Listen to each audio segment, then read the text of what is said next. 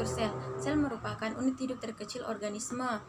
Semua sel memiliki membran yang memisahkan antara dalam sel dan lingkungannya. Memiliki sitoplasma yang merupakan cairan seperti jeli di mana tempat organel sel-sel berada, dan memiliki DNA yang merupakan materi sel genetik.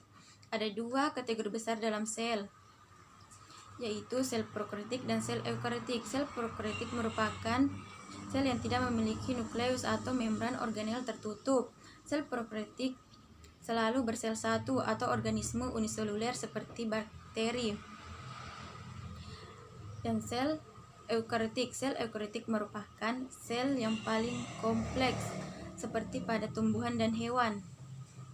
Adapun ciri-ciri sel eukariotik yaitu memiliki membran inti, memiliki sistem endoderm atau organel bermembran, terdapat pada fungi, plantae, protista, dan animalia.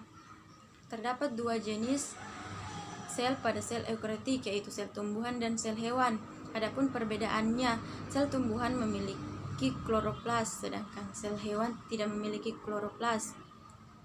Sel tumbuhan tidak memiliki flagela, sedangkan sel hewan memiliki flagela.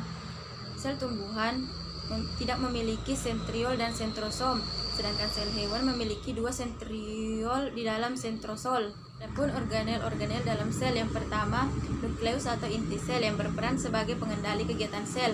Yang kedua retikulum endoplasma atau RE. Retikulum berasal dari kata retikular yang berarti anyaman benang atau jala. Retikulum endoplasma terbagi atas dua, RE halus dan RE kasar. RE halus berfungsi untuk produksi protein dan steroid, sedangkan RE kasar berfungsi untuk mengisolir dan membawa protein ke bagian-bagian sel lainnya. Yang ketiga ada ribosom. Ribosom merupakan organel terkecil dalam sitoplasma yang berfungsi untuk sintesis protein. Yang keempat ada kompleks Golgi. Kompleks Golgi merupakan organel sekretori yang berfungsi untuk tempat sekresi polisakarida, membentuk glikoprotein dan dibawa keluar sel. Lisosom. Lisosom merupakan organel kecil yang berbentuk bulat dan terikat dengan membran. Fungsi dari lisosom tersebut yaitu pencernaan intrasel, autofagi, autolisis, eksositosis, dan fagositosis. Yang keenam ada badan mikro. Badan mikro memiliki bentuk yang menyerupai lisosom, agak bulat.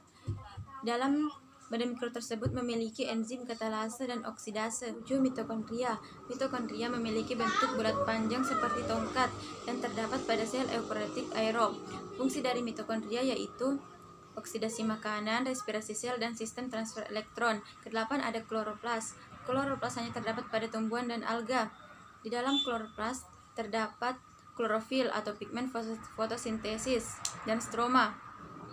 Fungsi dari kloroplas yaitu sebagai tempat berlangsungnya fotosintesis. Kesembilan ada sentriol. Sentriol berperan dalam proses pembelahan sel. Materi selanjutnya yaitu keberadaan materi genetik di dalam sel. Materi genetik merupakan unit pewarisan sifat bagi makhluk hidup. Setiap sel memiliki kromosom yang terdiri dari uraian gen. Gen merupakan unit pewarisan sifat bagi organisme makhluk hidup. Di dalam gen inilah terdapat materi genetik, yaitu DNA dan RNA. Pertama, DNA atau deoksiribonucleic acid merupakan asam nukleat yang menyusun gen di dalam inti sel.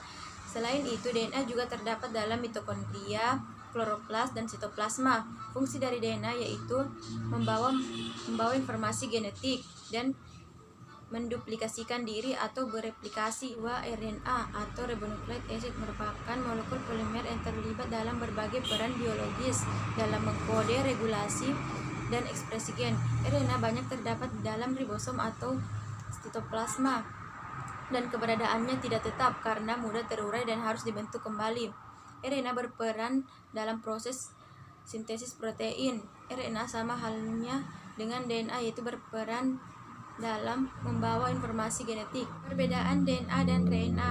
DNA memiliki rantai panjang, ganda, dan berpilin atau double helix, sedangkan RNA memiliki rantai pendek, tunggal, dan tidak berpilin. Komponen gula dalam DNA yaitu deoksiribosa, sedangkan dalam RNA yaitu ribosa. Materi selanjutnya itu struktur DNA. Struktur DNA terdiri dari suatu molekul besar kompleks dan dua pita panjang saling berpilin membentuk double helix. Setiap DNA tersusun dari ratusan hingga ribuan polimer nukleotida.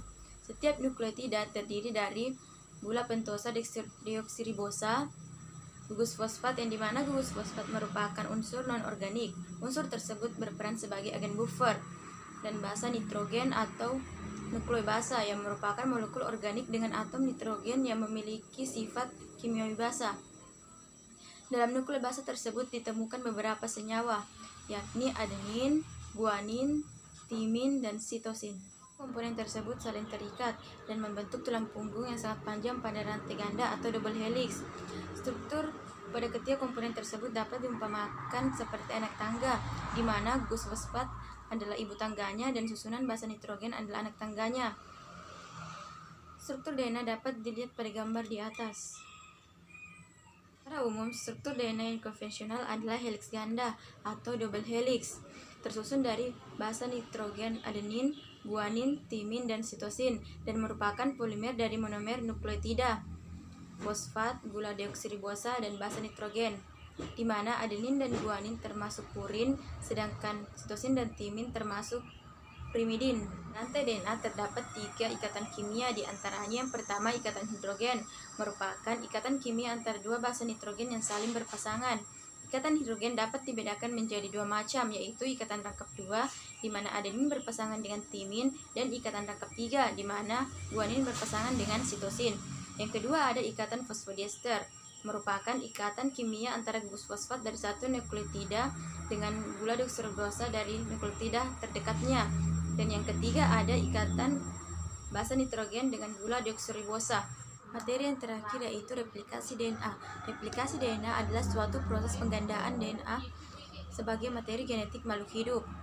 Proses ini sangat penting dalam tahapan perkembangan atau pembelahan sel.